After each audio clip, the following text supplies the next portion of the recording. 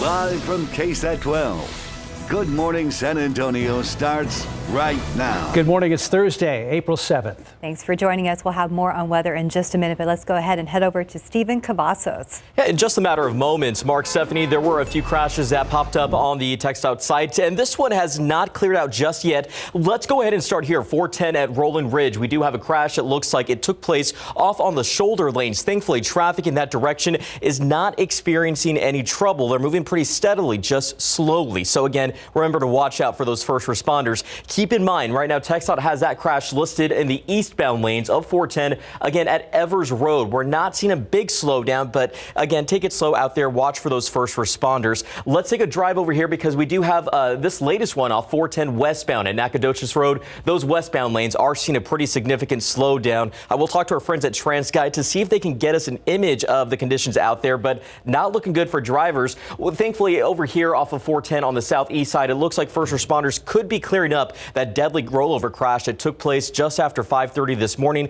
Of course, we'll hear from Katrina Weber in just a moment, but let's get that wide look at the map. Right now, we are seeing a few incidents that are taking place here along Loop 410. Some of these may just be indicating that these icons where they're at, that's where that crash has occurred in that vicinity. So again, watch in those particular areas. But I do want to show you one last shot here of Loop 410 at New Braunfels. You can see this is a new crash that also we're going to be watching closely in the area. Looks like a few lanes are blocked off there. Of course, we'll come back with a little bit more information a little later on in this newscast. Guys.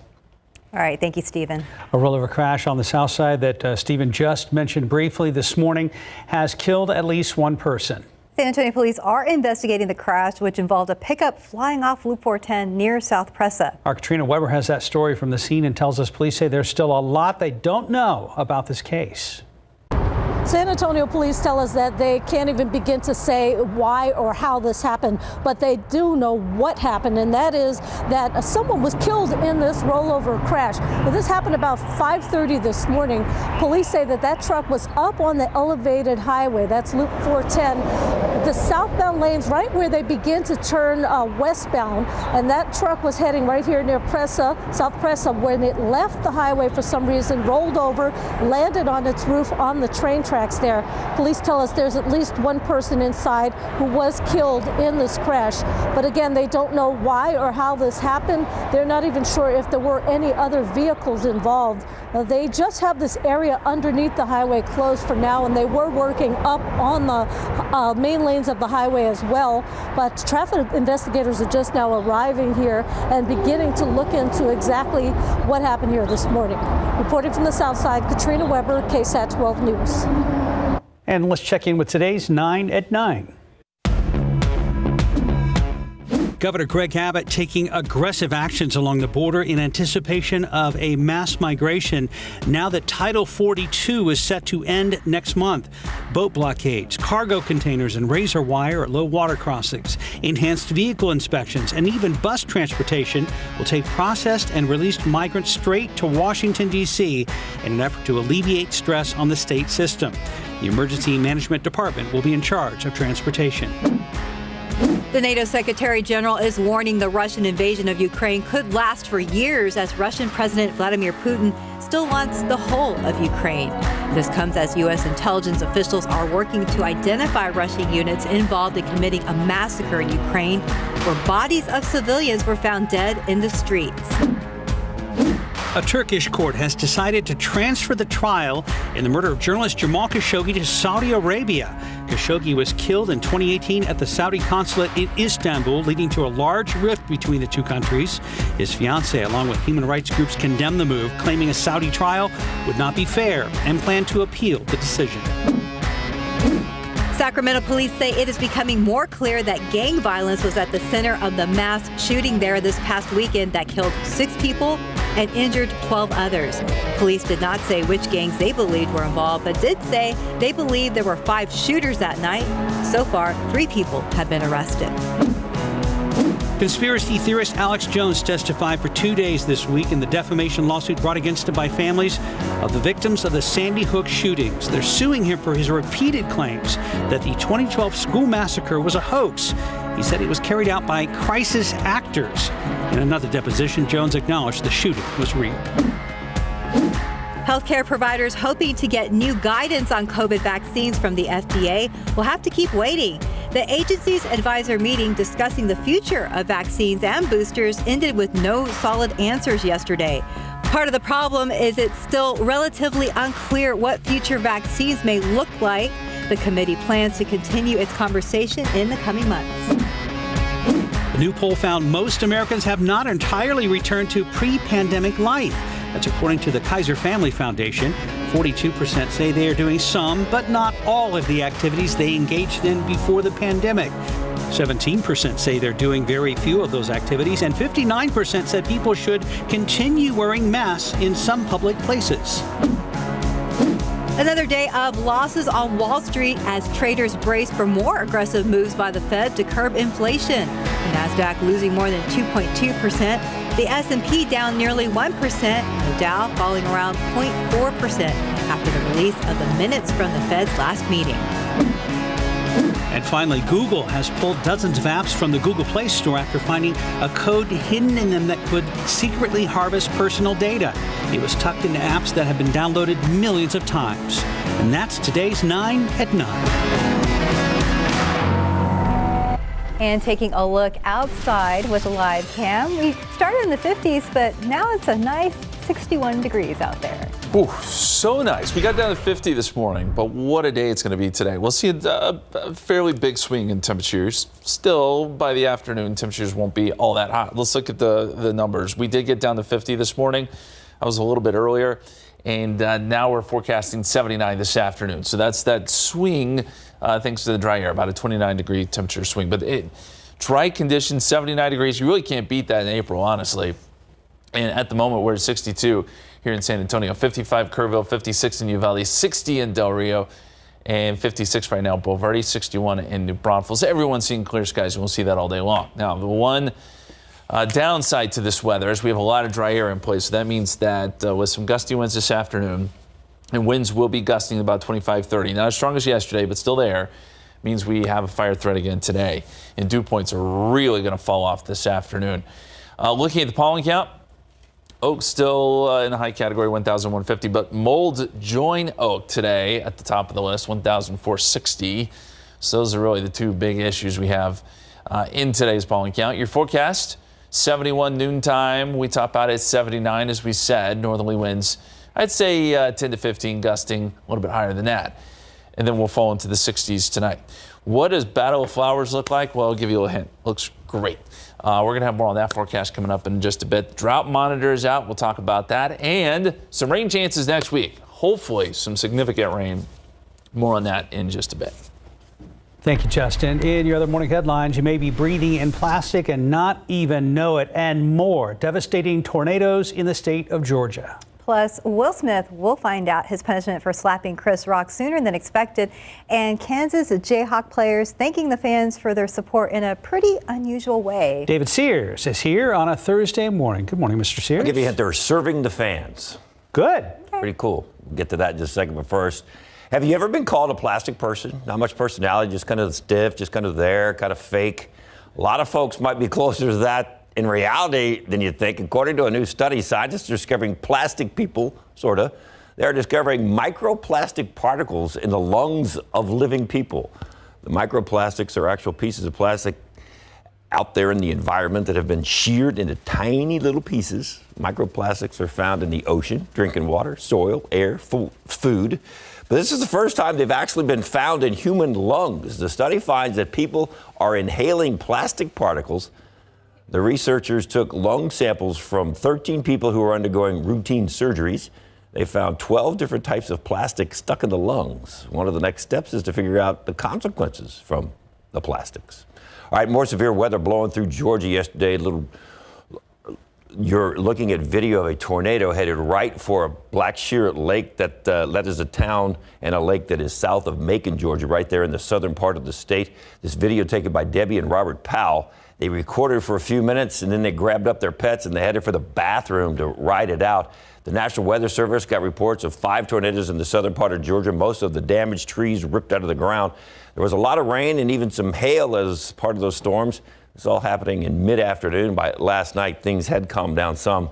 Will Smith could know his punishment for slapping Chris Rock during the Oscars by the weekend. The board has decided to meet tomorrow and make their decision on his punishment rather than wait until the 18th. They say that'll be in everybody's best interest. Smith went ahead and resigned from the Academy last week. They may soften the board's stance, but they are still expected to come up with some sort of sanctions, although it looks like expulsion won't be one of them. After he slapped Rock for telling a joke about his wife, Jada Pinkett, he was back on stage accepting the Oscar for Best Actor. He didn't do it then, but eventually he apologized to Rock. And how about this line of people waiting to get into a Raising Cane's in Kansas? There's all the people in line trying to get inside the restaurant. There's all the cars in line trying to go to the drive-thru because, yep, that's one of the Kansas players right there. Several members of the championship Kansas Jayhawk team working the drive-thru window, the cash register inside. The players, Jalen Wilson, Christian Braun, and Mitchell Lightfoot, just wanted to give back a little to the fans who supported them through the season and then through their tournament championship run. No, it means a lot to us just to get to talk to these people. Obviously, they come out and spend their own time just to support us. So it means a lot to us, and we know the win means a lot to them. And that's what we do it for. We do it for the community and the fans. So it's cool to see all the support. How cool is that? Very cool. Very cool. Might even got a basketball autographed by the championship And team. they're lined up. So that probably they slow are. things down. You'd be like, hey, thanks for the sweet tea. Can I get an autograph? Yes. Probably so, but you don't see that too often. Look, learning the cash register. Yeah. Taking orders over the phone. I bet that was fun for That might be the harder people there, work than too. practicing with Bill Self for the championship game. Probably so. Maybe. Yep. That's good for them. That's pretty cool. Yes, Yeah. sir. Thank you, David. Right now, 9:09, about 61 degrees. Still ahead on GMSA at 9. KSAT.com has a new newsletter to check out, and it's all about getting outside. Digital journalist Rebecca Salinas will be joining us in a few minutes to talk about what you can expect to get out of this newsletter and how to subscribe. Fiesta is continuing to roll right along. We'll take a look at last night's Coronation performances and how you can still catch the show if you didn't make it last night. We will be right back. Faces of Fiesta is powered by Silverado and your local San Antonio area Chevy dealers. Bart Simpson, King Antonio 99, Viva Fiesta! Meet this year's Texas Cavaliers' reigning King Antonio. Bart is a proud Cavalier. He's even more proud of the work that the Cavaliers do to help San Antonio charities. All that I am is King Antonio. The love that I receive is just a reflection of the work that all the Cavaliers do. So it's really not, being King Antonio is not about me. It's about the work of the Cavaliers. To date, the Texas Cavaliers Charitable Foundation has given $12 million to local charities. But with hardship the world went through these past couple of years, the Cavaliers feel giving is more important now than ever. But we know that the most important time to give is when it's hard to give. When everybody's struggling, we just buckled down and figured out how to do it. So through COVID, we continue to give because some couldn't, and that's it's important for San Antonio and our charities to have that help. Along with honoring the fallen heroes of the Alamo, the Cavaliers also honored the servicemen and women of the military. And for this year's King Antonio, that has an extra meaning. I'm from a Gold Star family. My father was killed in Vietnam, and I was adopted by another military man who raised me. So I will tell you, it's very meaningful to me. And his favorite Fiesta event? Well, there's really no surprise. The River Parade is what I'm going to say, and I mean it. But I will tell you, it's a fiesta as a whole. It's a blending of our cultures, like I said before, that makes San Antonio such a unique place to live. You know, if we were all the same, it'd be a pretty boring place. And we come together and we celebrate each other's culture, and that's what the Cavaliers do. If you didn't make it out to Coronation last night, there's another performance tonight at the Empire Theater. After a nearly 3-year COVID hiatus, the satirical show made its grand return, and it's not pulling any punches. Everything from the pandemic to Snowmageddon, the Capitol insurrection, even Russian President Vladimir Putin, all included. Part of what made last night's show so special, a shared stage by King Anchovy and El Rey Feo. We've never really had the recognition from sort of the more mainstream events, and this year they've all coalesced to come together at our stage. Now, tonight's show will be at 7 and 10 o'clock, and it's one that you surely keep you lapping while supporting local organizations. By the way, Taste of the North Side is tonight at Dominion Country Club, and It's also college night at NIOSA. A lot of events to choose from. Well, the weather's still looking great for most of Fiesta here in San Antonio. Justin Horn joins us now. We got down into the lower 50s this morning, if I recall. It was almost chilly when I walked out the door this morning. I was like, man, there's a chill in the air. It feels so great. We're going to see a couple mornings like this coming up. Hey, this is hot off the presses, guys. We just got this in from Colorado State. They released their hurricane forecast this morning. And here's what they're thinking, and this probably comes as no surprise. They're calling for another above-average season. 19 named storms, 9 hurricanes, 4 major hurricanes.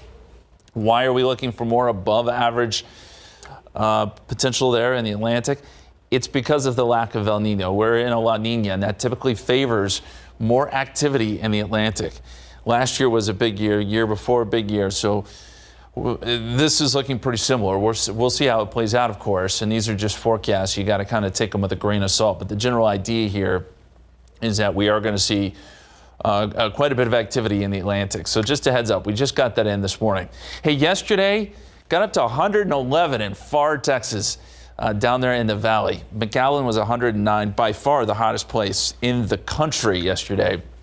They were south of that front. Remember, the front came through here, cooled us down, but that was not the case down there in the valley. Some incredible numbers down there. It was a little humid for a while down there too. The low this morning, -1 up in Utah. Peter Sinks, that's a place that typically sees low temperatures, but 112-degree difference between the low and high across the country. Pretty significant. Now is thanks to that cold front, which has made a difference here for sure. Again, it feels really, really nice outside. 62 degrees at the airport, 65 Stinson, 61 Kelly, 58 right now at Randolph.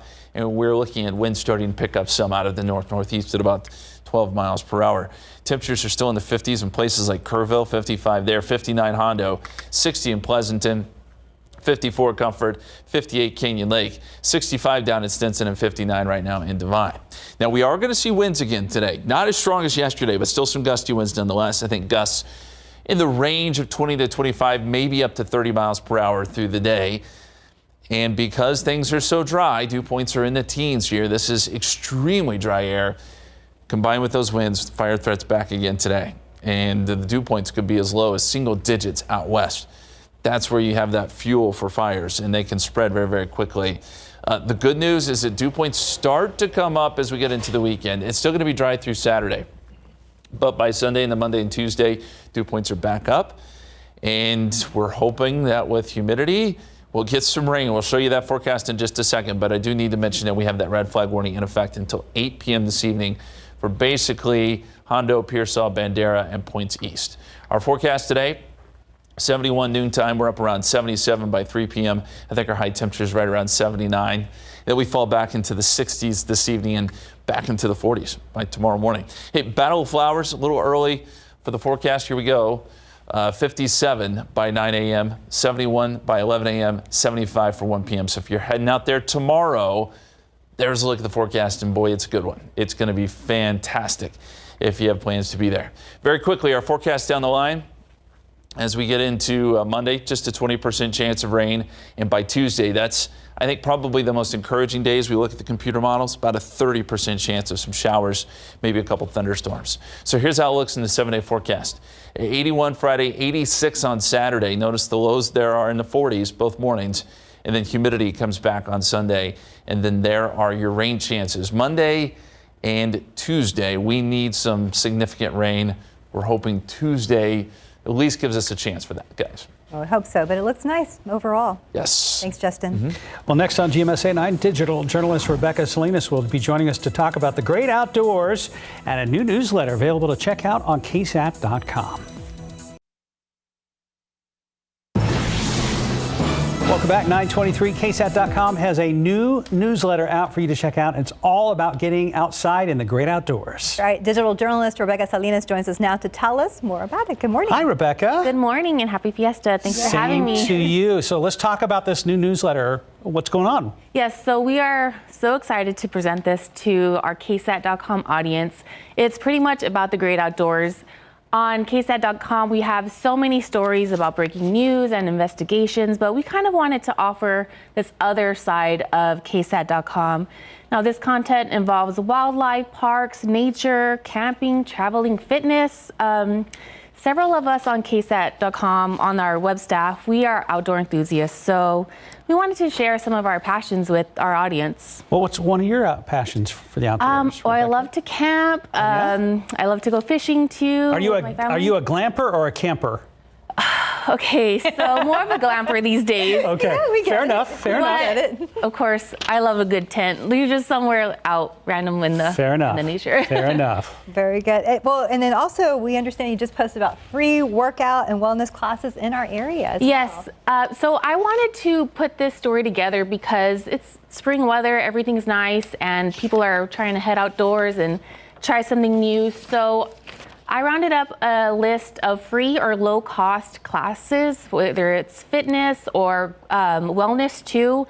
And when I was pulling this story together, I realized that there are actually quite a lot of groups that offer free classes that maybe no one really knows about. So a lot of these are offered by the city, but others are offered by yoga studios or running groups. So there's really something for everyone. And you can see all of these classes and options on KSAT.com. So how can people sign up, Rebecca? Well, if you wanted to sign up for the newsletter, you go to KSAT.com on the homepage, and if you look at the navigation bar at the top on the right, you'll see newsletters. And there you can see all of our newsletter options, and outdoors is one of them. So just sign up there, and it's free, and these newsletters will go directly to your inbox. And obviously, we're going to update these as often as possible with new content. Yes, and that includes everything from like critters and camping, all of that. So parks. Can people submit pictures to you guys for that too? Because I know all the talk right now is about wildflowers and snakes being on the move right now because things have really started to warm up and lack of moisture out there too. Yes, that's true. And actually, we posted a story about places or fields that you can go take pictures at. And of course, be careful for snakes because, because it's warm and snakes are out there too. And I love snakes actually, but you may not want them in your picture. In the background. Take a stick with you and shake it in the bluebonnet patch. Oh, somebody is smiling. Oh, that's a cute pic. Nice sweater and amongst the bluebonnets. All right, well, we're looking for more on our brand new Outdoors newsletter on KSAT.com. And guess what? Rebecca's made it real easy for us here. Yep. Just sign up, and it's easy to do so. Scan the QR code with your smartphone. Thank you, Rebecca. Good to see you in studio. Thank you. Awesome. We'll be looking forward to the updates as well. Thank you, and I'll see you out there. Okay. Out in the great outdoors. Glamping or camping, doesn't matter. Either one's good. 927, about 63 degrees. And a look at TransGuide. Looking at Loop 410 at Austin Highway. Things a little slow right there. And Loop 410 at McCullough. We're going to be checking in with Stephen Cavazos after the break. Good morning, everyone. Time now is 9:30. Let's get one last look at the roadways. Now, if you were with us a little bit earlier, there were some issues that were causing a little bit of a slowdown for drivers. Now we're getting a different view at TransGuide that shows some smooth sailing traffic. Right now, 281 at Grayson, 37 at Hackberry, but a lot of the problems were actually here on Loop 410. We did have a crash off Loop 410 eastbound at Evers Road that it does look like it's cleared out, and the traffic that was slowing down in those eastbound lanes looks like it's moving pretty steady right now. But let's take a further drive over here at Loop 410 eastbound at San Pedro Avenue. We had another crash that popped up there that was causing a slight slowdown for drivers. Again, it does appear that crash has cleared out, but something that hasn't necessarily cleared out yet is the slowdown in the westbound lanes of 410 at Nacogdoches Road, where we had another crash that was reported earlier, but it does look like first responders are clearing that out. But one last drive over here, those eastbound lanes of 410 at Austin Highway did have a slowdown because of a crash, but it looks like that has cleared out according to what I'm seeing on the TransGuide cameras. Thankfully, no other issues to report. It does look like a stalled vehicle there off 1604 at Wiseman. Other than that, it does look like San Antonio is up and moving. Guys. Thank you, Stephen. And April marks the month in which we focus on autism awareness, and advocates say there should be a spotlight shining on autism acceptance as well.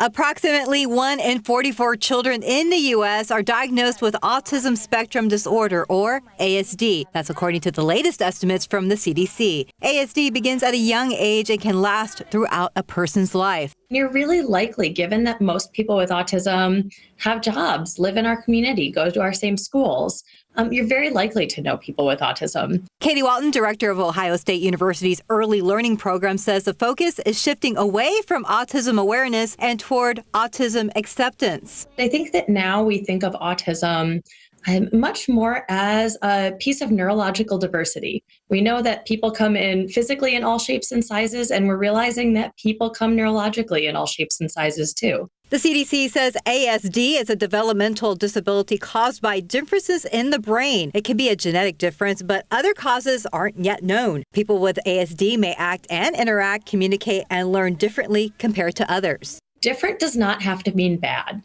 People with autism are different in many ways from other people, but certainly not in all ways. And I think the key is different, not less. Walton says the push to accept differences should last all year. And Katie Walton says it's also important to be aware of how we speak to someone with autism and that we should treat them the way we would anyone else.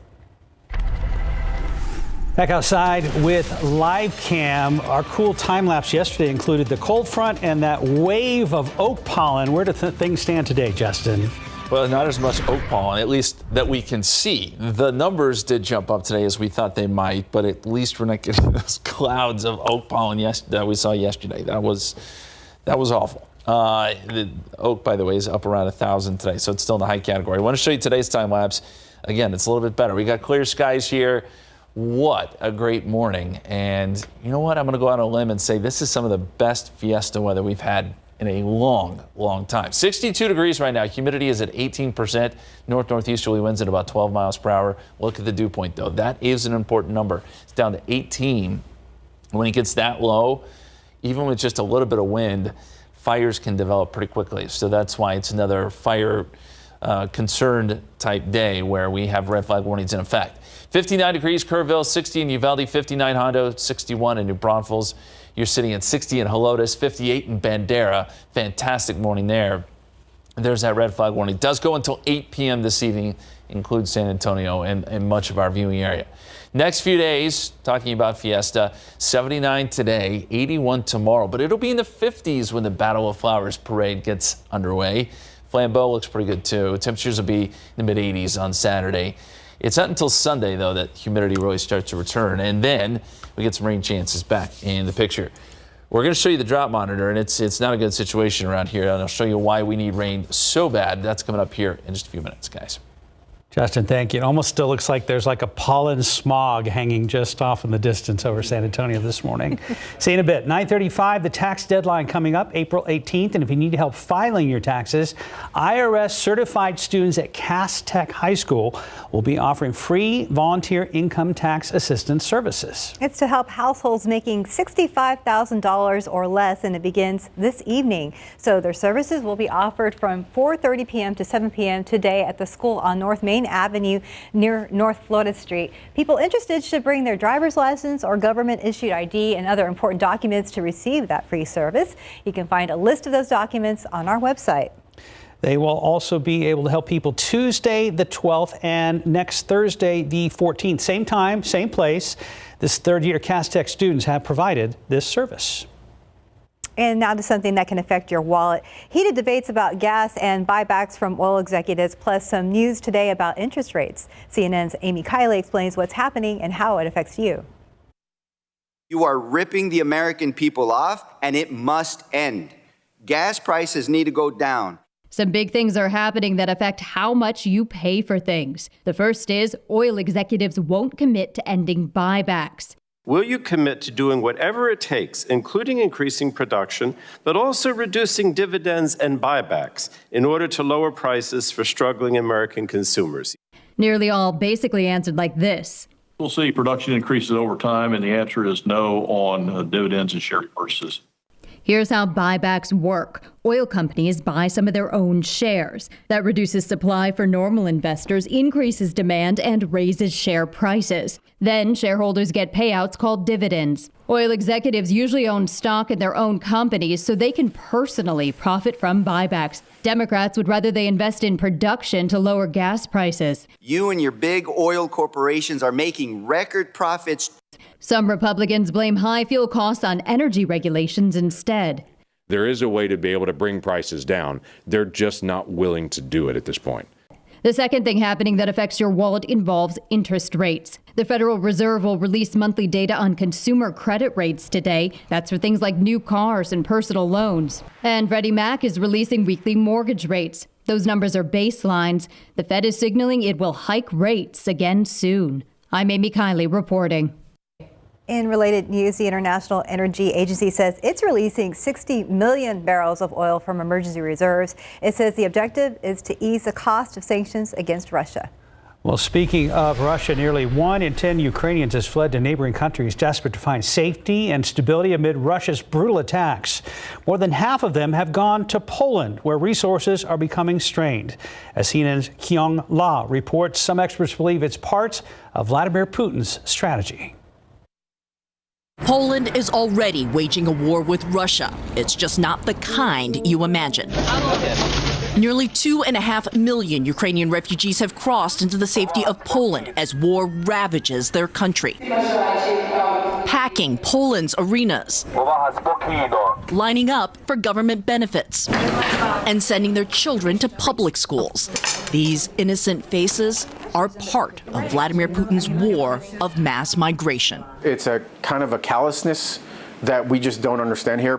Retired Army Lieutenant Colonel Alexander Vindman is known as a crucial witness in former President Trump's first impeachment proceedings. But he was also a child refugee from Ukraine, whose family moved to the U.S. in 1979. Refugees have been a weapon for a long time. Russia has used refugees as a weapon for years. How do you deploy refugees as weapons? Well, you bomb cities, and those cities result in civilian populations, women and children in particular. What is the theory behind that? Well, they're weaponized just by the mere fact that these are large numbers of people flowing into a country that is not prepared to handle refugee camps, that has to, now spend funds on those refugees. The alleged goal, destabilize Poland, a NATO country, from within.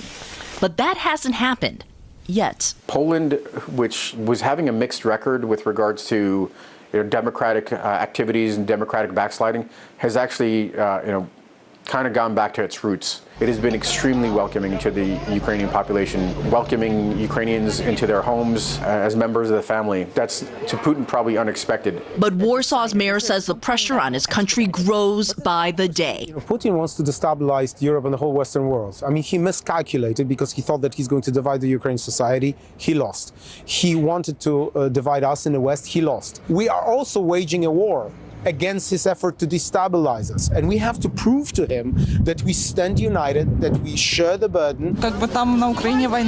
We're just so thankful to Poland, says Marina Lesic, something we hear again and again from Ukrainians. Nearly 6 weeks into this war, they hope that goodwill lasts. That was CNN's Kyung La reporting. And time now, 9:40 and about 64 degrees out there. She shattered the glass ceiling straight to the stars at NASA. That's the title of Space Shuttle Commander Eileen Collins' new book. We'll introduce you to the Battle of Flowers Parade Grand Marshal coming up next. Welcome back. It's exactly 9:44. Of course, tomorrow is the Battle of Flowers Parade, and this year's Grand Marshal is Colonel Eileen Collins. She was the first female pilot of the Space Shuttle and first female commander of a shuttle mission.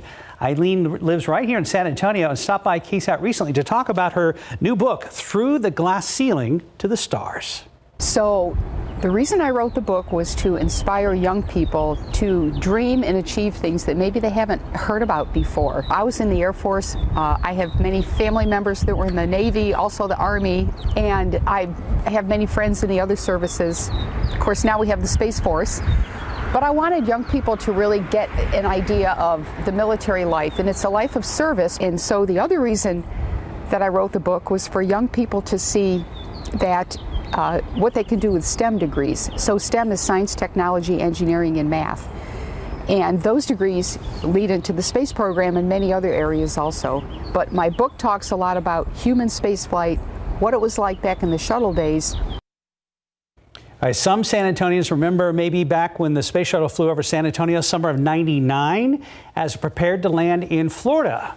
Colonel Collins was at the controls during that flight. She also commanded the first mission after the Columbia tragedy. It was called A Return to Flight. And 2 years after she was originally selected to be Grand Marshal of Battle of Flowers, she's in a way now helping San Antonio and Fiesta return to flight tomorrow. We can't wait to see her out there on the parade route. Yeah, very cool. I bet you enjoyed meeting her in person. I did, and I'm loving the book.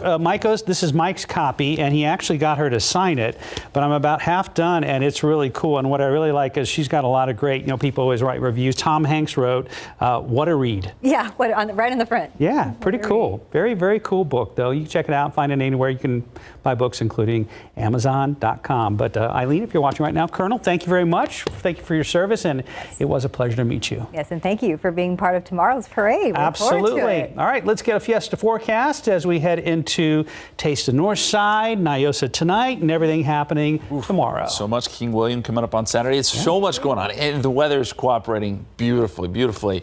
You know that the only thing we're kind of worried about, right, is the fire threat, the gusty winds, the dry conditions. Drought monitor is in. We get these every Thursday, by the way, and it basically shows what we already know. Parts of Texas did get a little bit better when it comes to drought, but certainly not here. We're still very much in a drought, and you can see where the exceptional drought is: Carrizo Springs, Cotulla, and Dilley. Now, keep in mind, we did get a little bit of rain there yesterday, the day before, in these areas. Not a lot, but enough to help some. And that does not reflect this. This is not reflected, the rain in this latest drought monitor. But the bottom line here is that drought is very much settling in here across South Texas. And unless something changes and we're going to get big rain, we're going to be dealing with drought as we head into the summer. Medina Lake, 21% full. That's it. It's down 52 feet. Just in the last 3 months, it's down 5 feet. So Medina Lake sort of in a bad situation here. Now, I did look back. The lowest it's been 4%, and I think that was back in 2013 when we had that drought from 2010, roughly 2010 to 2013. So it's not as bad as back then, but it's getting close. And as we look at the aquifer, it has dropped below 650. Now, that does not mean we're in stage 2 yet. You got to look at the 10-day rolling average. It's at 651.3, but we're getting close. And it's likely that we will head into stage 2 here fairly soon. Doesn't really change much for us if you're watering your lawn with irrigation. Just sort of changes the times a little bit, restricts those a little bit more. So just a heads up there. Rain chances, where are they?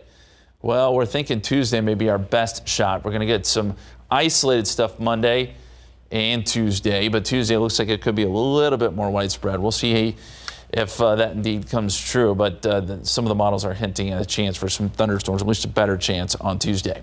As we go outside for you, clear skies, 62 degrees at the airport, 65 Stinson, 61 Kelly, 58 at Randolph, and we're getting some good northerly winds at this point, already gusting to 18 at the airport, gusting to 16 in Kerrville. These winds are not as strong as they were yesterday, but strong enough to where we still do have that fire threat. 60s for most of us right now. Temperatures are really starting to jump up with the dry air. We'll see a pretty good swing in numbers today. 59 Boulevardy, 58 right now Canyon Lake. And there's a look at the dew points. These numbers are important because the air is just so dry today. It's one of those kind of days where you touch a doorknob and it might shock you because we've got dew points in the teens and even single digits in some cases. And that leads to that red flag warning and that high fire threat this afternoon. We've got to be so careful with the way the drought is shaping up. Dew points do increase, though, over the weekend. We'll get more moisture by the start of next week, and that's why we're encouraged about rain chances. Forecast for temperatures today, up around 79 this afternoon, most places in the 70s, and then tonight we fall back down into the 40s. This will be our chilliest night in the 7-day forecast. 44 to start tomorrow morning. Battle of Flowers will be at 57, 9 o'clock, 71 by 11 a.m., 75 by 1 p.m. Mark and Steph will be out there, and they're going to love it. They're loving it. Yeah, really great weather. As we look at the forecasts for the next, well, as we get into next week, there are some rain chances there Monday, and then Tuesday we have that 30% chance as we mentioned. 7-day forecast, 81 Friday, 86 Saturday, 84 Sunday, 20% chance of rain Monday, 85 on Tuesday, 30% chance of rain. And hey, we got a medal giveaway coming up a little bit later today. Meteorologist Sarah Spivey and meteorologist Katie Blake are going to be out at the Mission Marquee Plaza. That's at 3100 Roosevelt Avenue, giving away those Weather Authority Fiesta medals. Muy caliente, guys. Very cool. Yeah. I'm sure a lot of people will be out there because the weather will work out for it. I mean, it's awesome. It's awesome. Thank you, Justin. Yep. 9:50, about 64 degrees. We'll be right back. 9:53, science will be the focus of a weekend event that UT Health San Antonio is hosting at the Whitty Museum on Saturday. And this year, meteorologist Sarah Spivey and Katie Blake will be the keynote speakers. They have a closer look at Viva Science San Antonio, a fun, family-friendly event. Viva Fiesta and Viva Science. If you know Katie and me, you know that we love science. Absolutely. And we're really excited because this Saturday, April 9th, Sarah and I are going to be the keynote speakers at an event called Viva Science SA. Viva Science SA is a free, family-friendly STEM workshop put on by UT Health San Antonio. The event will be this Saturday, April 9th from 9 a.m. until 3 p.m. at the Mays Center at the Whitty Museum. There will be interactive science booths, food trucks, science-themed artwork, and more. Sarah and I are the keynote speakers for the event. We are so honored, and we're going to be able to talk about atmospheric science, forecasting, and what it's like to be broadcast meteorologists. For more information, you can visit VivaScienceSA.com. We hope to see you there, and Viva Fiesta! Viva Fiesta, ladies, and a reminder, there is no GMSA at 9 tomorrow. We have other things going on. Yeah, the Battle of Flowers Parade, so we'll still be talking to you, but just about the parade that's going on tomorrow from 9 to noon. You can watch it on KSAT 12 or any of our digital platforms. We hope you join us for our special live coverage from just north of downtown. David Sears is here. So tonight, the Spurs play, and then tomorrow it's the Battle of Flowers. I don't know how Steph's going to handle all this excitement. I know, it. right? I got this. I got it under control. Okay, yeah. so tonight at 7 o'clock, it's the Spurs of Minnesota. Spurs have won 5 in a row on the road and 8 of their last 10. They're peaking at the right time. They're on a roll as they captured that 10th playoff spot, the play-in spot. They beat the Lakers the other night. Basically knocked the Lakers out of the playoffs. Sounds good. Isn't that good? That's great. So New Orleans plays Portland tonight, and we know how bad Portland is. So they could still stay a game behind New Orleans, but the Spurs, Minnesota's in that 7th spot, so they could actually play Minnesota in the play-in tournament to get into the playoffs. So we'll see how that shapes up tonight, how that works out. No DeJounte Murray tonight. He's still got that respiratory thing going. Okay. Yeah. So, yeah. I hope he feels better soon. Yeah, I hope so too. Rest up for the play-in and hopefully the playoffs, DeJounte. Yes. All right, David, thank you for the preview. And the forecast, we're going to be up around 79 degrees today. We're in the 60s right now, but really nice later this afternoon. 81 tomorrow, Battle of Flowers. We start off in the 40s, probably in the 50s around the time the parade gets started. Then 86 on Saturday, some rain chances next week. All right, thank you, Justin. Steph's already started stretching, getting ready for tomorrow. to run through our parade coverage tomorrow. Battle of Flowers, we can't wait to see you. Hope you have a great day today. Bye, guys.